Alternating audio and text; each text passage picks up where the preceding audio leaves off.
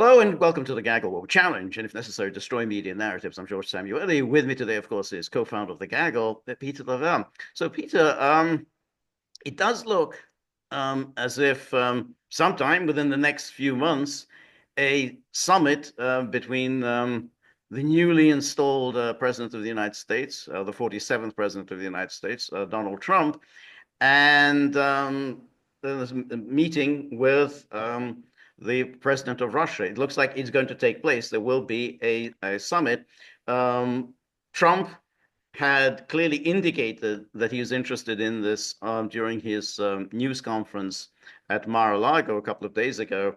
And then today, TASS reported, and let me just, because the late breaking story, that TASS reported Dmitry Peskov said, I'm going to read this out. President Putin has consistently stated his openness to engagement with international leaders, including the US president. No special conditions are needed for this. What is required is the mutual intent and political will to hold a dialogue and address existing issues through a dialogue. There have been no specific details yet. We are proceeding from the mutual readiness for the meeting. By all appearances, after Mr. Trump enters the Oval Office, there will be some progress. So it's clear that there's something, and Trump indicated that that clearly some negotiations are afoot. Well, I Or mean, at least some tentative feelers have been put out to yeah, yeah, arrange a meeting. I don't think it's formal negotiations because he doesn't want to start, acting as president. But yeah, clearly, there are steps have been taken to, arrange something. So I think it's going to yeah. happen. Whether it'll lead to anything and what the consequences might be is a different matter. But I think there's clearly some intent to hold this Yeah. summit. I hope there's no General Flynn in this story because we know what happened to him. Um, it's interesting. Okay. I mean, George is making reference to a press conference that the president made over the week, president-elect made over the weekend, It wasn't weekend, it was earlier this week. earlier this week. Um, Putin wants to meet. Well, I mean, do you want to meet him? Okay, I mean, it's kind of putting the horse before the cart before the horse.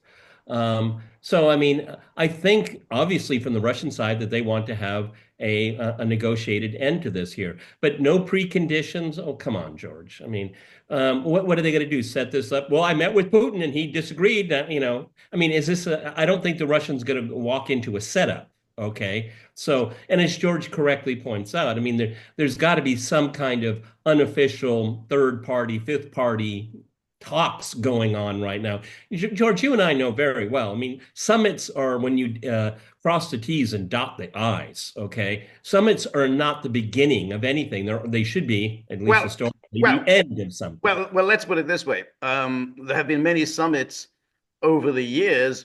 The ones that are successful are the ones where there's actually a treaty to be signed, and the work preparing the treaty has been done, and there are just the last details that need to be worked out during the summit. So we had obviously the famous Nixon-Brezhnev summits, we had the Reagan-Gorbachev summits, but there have been impromptu summits, and they generally were not very successful. I mean, if we remember the Kennedy-Khrushchev summit in Vienna Yeah. in 1961 after the Bay of Pigs fiasco, that was not a successful summit. And then of course we also had the Trump-Putin summit in Helsinki in 2018, also not a successful summit. And Trump's visit to the Korean Peninsula also. Right, Yeah. right, right. No, that also didn't lead. He met. Yeah, he met Kim Jong Un. I mean, I think three times. I think they had Yeah. three Yeah. summits. And then of course there was the Biden Putin summit in Geneva in the summer of 2021, which also was not successful. I don't So even remember that one. Thank you for reminding me of it. It was so inconsequential. yes, that's right. So there have been these kinds of impromptu meetings, and that's the thing that if something isn't really worked out, if there isn't some definite agreement to be signed, then it really just Well, I mean, okay, raising expectations and then ending in right. All right, everybody, let's get to brass tacks. Okay, are they going to negotiate Ukraine's membership in NATO? No. Why meet? That's not going to happen. Right. Okay, not a delay, not all of this. Okay, I mean, if given the completely shameless interview that Blinken gave to the New York Times. You've seen the major clips, I'm sure. I mean, if this is going to be a continuation of that into the next administration, Well, it's uh, not. I mean, obviously, it's well, we'll see. We'll see, well, George. We'll no, see. well, no. I mean, Are they talking about a ceasefire? well, I mean, look, there's one difference here. I think is that Trump and Putin know each other well, so it's not like you're coming into something and you really don't know the other person. So they've met before. They've had good relations. They obviously have a certain rapport. So they're not going to talk about a ceasefire. It'll be much more of a kind of a meeting talking about generalities. Can we really move forward, or can we have some sort of a basis of an agreement? I mean, look, I'm not optimistic about this. I mean, I'm not saying it's. I think it's very unlikely anything will come of this. But I do think that it is significant that Trump at least is making an effort to do something. I mean, because we haven't had this at all since 2022, and from Biden on down, and all the NATO leaders. No, no, we're not going to talk to Putin. We Well, can't possibly talk to him. We can't sully ourselves with talking to him. yeah, on this, we have a complete agreement, and this is the way it should work. If, given what we just said about summits should be, basically the summit is the bow on the Right. top on the top, right? But in this case, what might work, and I would be completely for it, is we may not at this summit resolve the Ukraine crisis, and I think there's a lot of agreement on both sides of that. But maybe we can talk about European security and what it should look like, and what your involvement should be, American involvement. And the Russian side is going to want to focus it on the United States and Russia. They're not going to let NATO be a card on the table. No, it's Right. good. You, Donald J. Trump, you're the 47th president of the United States. You had this alliance, Right. okay? You speak for the alliance, and that's why we're speaking to you, okay? Now, if for some miraculous reason, now right now it is what? January 10th. Okay. We're not even close to talking about something that I just mentioned here. It should be, and it is the key to solving this for all sides, okay? But given everything we have heard from his underlings, No, I think that's right. you're not impressed either. I'm No, not. I think that's right, and I think that um, if this summit takes place, Putin will almost certainly hand over to Trump those two documents that he sent in December 2021. He'll say, "Hey, we'll take a look at this. This is what really, this was the thing that really started the crisis. Was dismissed out of hand by your predecessor, and you don't think highly of your predecessor.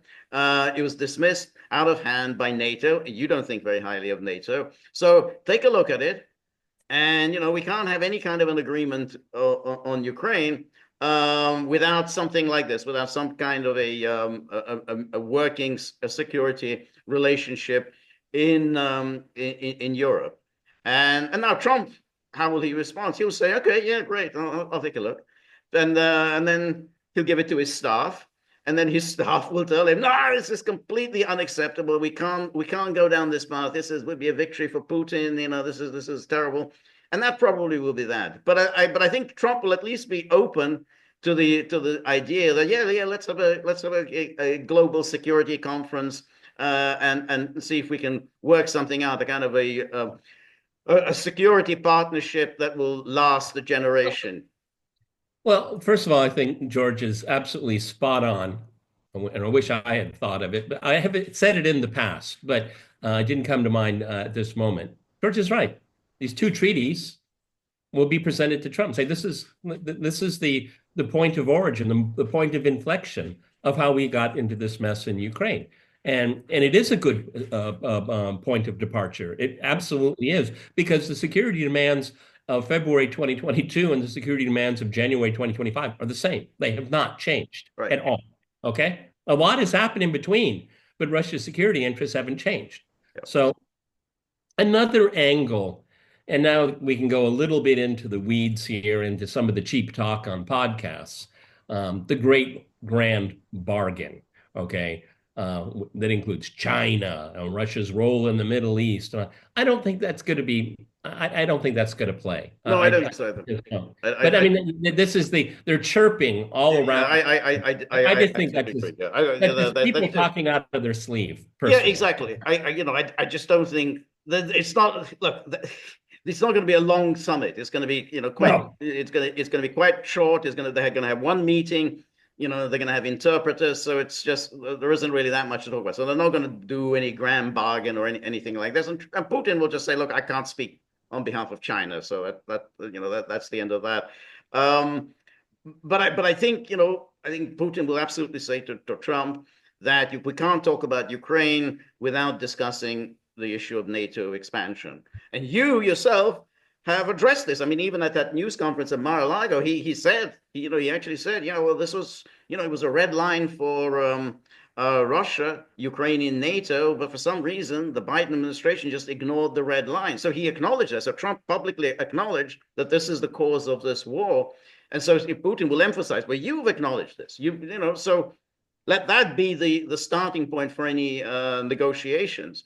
But then, because the problem, and this was what happened in Helsinki, when they seemed to have been in agreement, had to begin a kind of a working partnership, that of course all Trump's underlings, immediately took the whole thing over, and absolutely nothing came of that Helsinki Fiona Hill summit. was going to feign fainting to stop it. That's Remember? right, exactly. I was going to faint. I was going to faint so that the whole thing could just be cancelled. Oh, well, another person that says, I am history. Okay. um, I don't know. I mean, this is a very tantalizing thought in many ways. So, I mean, the meeting kind of will break the ice. Yes. It's like we can actually talk to each other again after Right. such a long hiatus. There may be something worth a while just in that context there. I don't know. I just think that given what we know about Trump and given what we know about the people around him now, they're just going to want Russia to surrender. Yeah. And That's it. Yeah. that's just, and Trump has to be very careful because he doesn't like, I mean, he's a infamous egomaniac. He wants success. Right. Okay. And, Right. and if Putin gets a little bit of, okay, because I'm up for the Nobel Peace Prize Right. now. Right. Okay. Right. I'm serious. Okay. I mean, this is the kind of stuff. He's only in for 4 years. Right. There's no re-election for him. This No. is where he's going to make his mark. Right. Okay. And he made his mark by coming back into office. That November victory is just, the more you look at it, the more extraordinary it is. Right. Okay. Right. And he's on a roll and he Right. wants a success. No, Because I think that's why I think he's very interested in the idea of a summit. But you can be sure, there's going to be Marco Rubio, the incoming vipers, Secretary of State. There'll be vipers. Mike Waltz. So they're not in a position. They work for Trump, so they're not going to sabotage the actual process. Yeah, okay, sure, go ahead, arrange this meeting. But then, once that meeting takes place, that's when they make their move. So because if Trump says, I want this meeting, you arrange this meeting, it's going to happen. But then when they start, okay, well, let's now see how we can negotiate.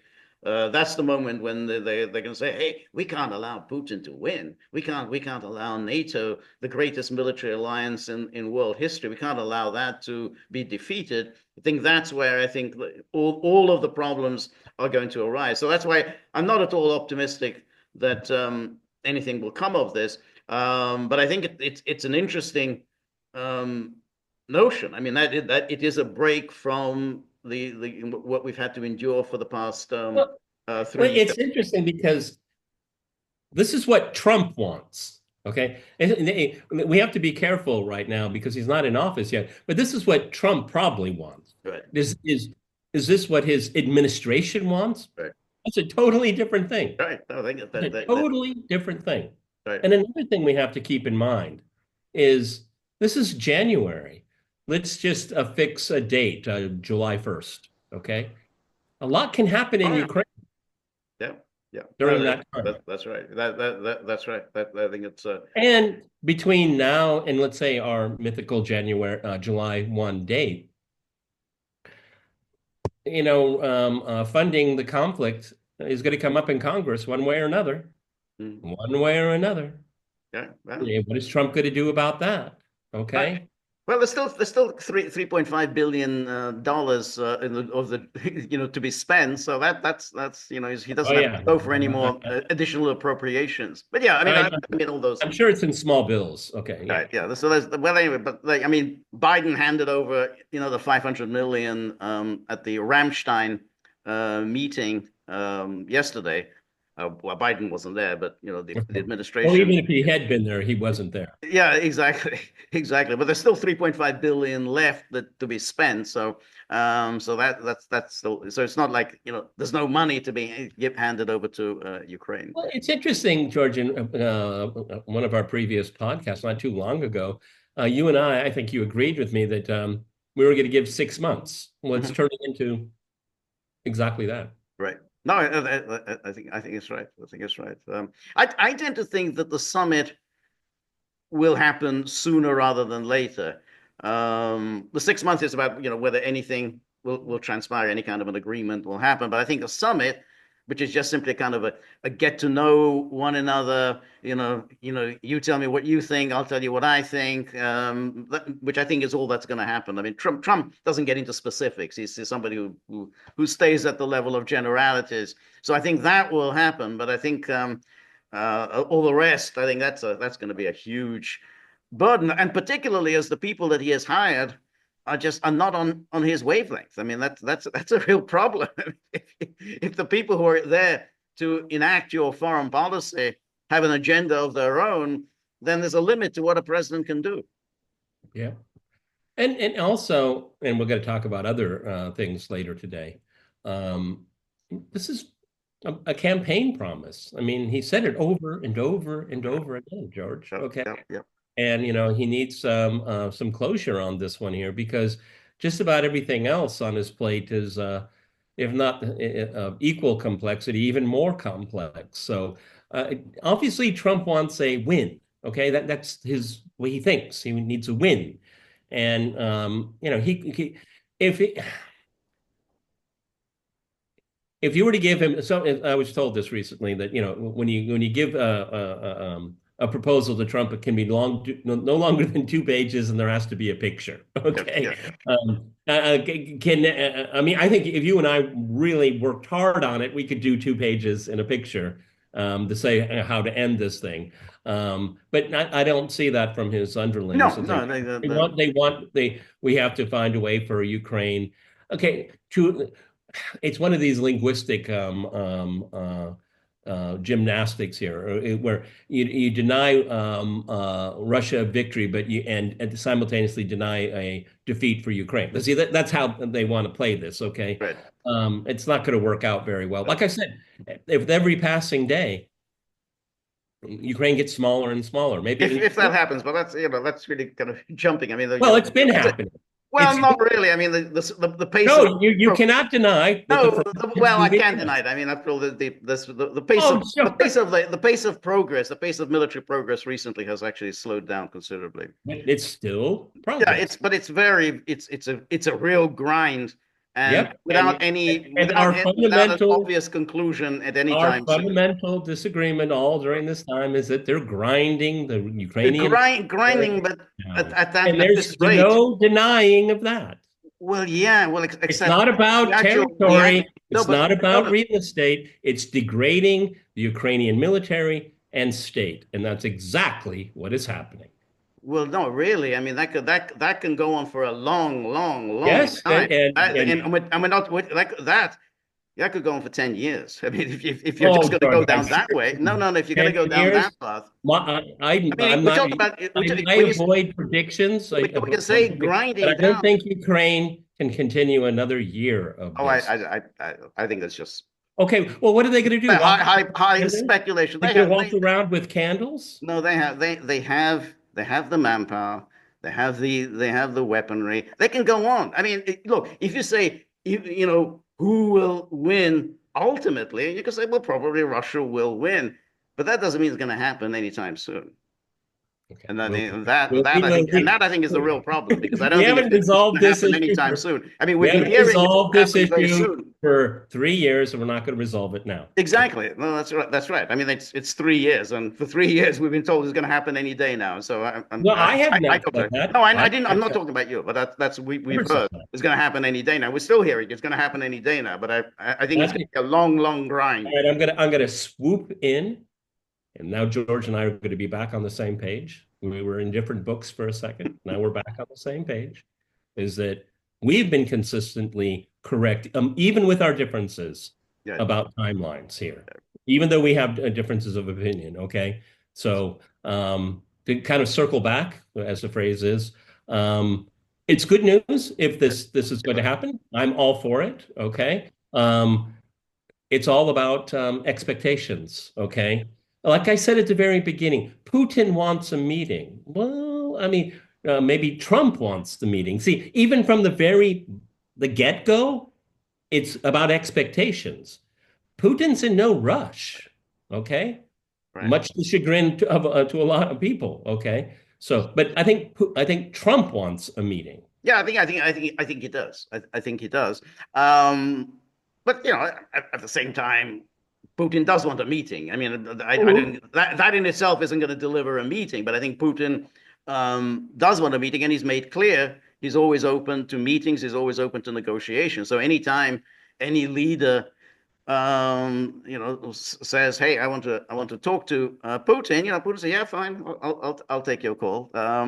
Now, Trump obviously doesn't want to say, "Hey, I want a meeting." He's going to say, "Yeah, Yeah, yeah, he yeah, wants a meeting. Sure, sure, I'll give it to him." yeah. I don't know. Well, That's I mean, it's interesting, George. We look at the entire history of this. Remember, not too long ago, nothing about Ukraine without Ukraine. Well, no one's talking about Ukraine having a seat at the table, are they? They're right, not. right, Okay. right. And that says a lot too. Yep. Okay. And I'm sure Zelensky is miffed that he's not going to be able to be on the right-hand side of Trump Right, because Trump right, doesn't want that. He right, doesn't. right. No, that's right. I mean, I think that I mean, Zelensky is Biden's creation as far as he's right, concerned. Okay. right, right. No, All right, I think everyone. that's right. I think it's Okay. I think Trump um, clearly thinks that this is a way of doing something that Biden didn't do. I mean, you see, Point. Biden just ignored the whole Good point. Russian aspect. He ignored talking to the Russians. He ignored meeting the Russians. He ignored Russia's concerns. So he's going to, well, I'm going to do something different. And that I think is, and he's already. I mean, even his rhetoric is very different from the rhetoric of NATO and the rhetoric of the Biden administration. I mean, he hasn't said in any moral way at all. Oh, the Russians did this, and the Russians are so terrible, and this is aggression, and so on. He's never talked like that. He's always said, oh, this is a tragedy, should never have happened. But he's never said, oh, Russia's at fault or anything like that. So that's already a big change. But as we've known from Trump many times in the past, what he says one day is very different from what he says the other day, and what he says on his way to office is very different from what he does And when he's in office. it depends to whom he's saying it as Right, well. Is right, very important. And considering the turbulence inside of MAGA world, I think Trump is wants to keep his finger on the pulse of his base because for the Elon Musk and all these other things, visas, okay, there's turbulence, okay, and I think Trump wants to regain control of the narrative. Maybe he should put Elon Musk on a leash. I don't know, but all right, right, yeah. right. Okay, okay, all right. Anyway, it's good news. We'll see if it happens. As far as I can tell, there is no specific timeline, No, but when one thing is for sure, once both sides behind the scenes agree on a date, both sides are going to be looking at facts on the ground at the same right, time. I right. think it's going to be important. But as I say, I tend to think that it's going to happen sooner rather than later. I Yeah, I just mean, Keith Kellogg, he was making noise that he was going to go to Kiev, have, and then then you say it wasn't. and then before the inauguration, and he's walked away from it. He's kind of a sketchy character. I'm Yeah, sorry. that's right. No, that yeah, that's right. But I mean, it's the whole idea of that you have to arrange everything. I mean, you're the president of the United States. He's the president of Russia. You just pick a date. I mean, just say next Wednesday, and and we're going to do it. I don't know, in Budapest. That's it. I mean, what's there to arrange? I mean, it's not like, well, let me look at my calendar. I got this. I mean, I mean, what's more important? I mean, Well, I whoa, mean, it's also Trump telling everybody to get in line and pay attention. Okay, it's good. We're going live. Okay, the rehearsals are over. We're going live. Okay, on January 20th, we go live. Okay, and that's when I want things to start happening. Okay, it could right, be that obviously, but what's in also in play here is that it's real, and we're going to have to deal with it. No more of this. In 24 hours. I thought it was always a cute campaign slogan, but now it's time has passed for slogans. It's time to get right. to work. I agree. All right, everybody. That's our kind of micro update on what's going on with the new administration coming into office and the crisis in Ukraine. So this is Goggle with Peter and George. We're on Locals, so please go to thegoggle.locals.com. This is Friday. That means George and I will reconvene on Sunday, and we have a live stream on Monday. Right? Exactly. 10 a.m. Monday, Eastern Time. Please join us. Come with all your questions, as always. And then think about these ferocious hounds. They're already making a point that we were led to believe 2025 was going to be very different from 2024. So far, we've been disappointed. So, we don't want these disappointed dogs Yeah. letting their rage rip. So Yeah. if you have a few bob in your pocket, behind the sofa cushion, under the mattress, under the sofa, please whip them out, dunk them into the tip jar. We're very grateful for all of your help, friendship, and support. The more you're able to donate, the more of these videos we can make, the more we can improve on the technology. And above all, the dogs might be in a better mood, which is a big change. So remember, if you like the gaggle, please like, share, and subscribe. See you soon. Bye bye.